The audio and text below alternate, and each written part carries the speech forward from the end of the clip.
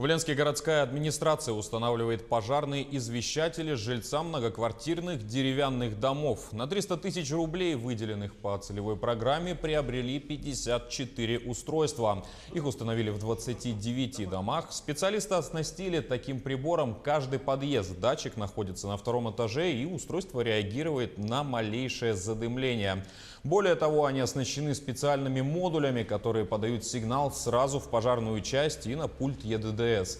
Такие меры пожарной безопасности в первую очередь коснулись тех жильцов, которые находятся в социально опасном положении. На сегодняшний день в общем списке на установку извещателей значится 260 деревянных домов.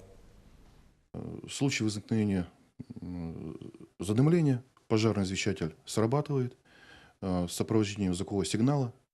Сигнал передается на пульт диспетчера пожарной части с дублированием в ЕДДС, после чего пожарная охрана выезжает и предотвращает факт задымления. То есть уменьшая время развития огня.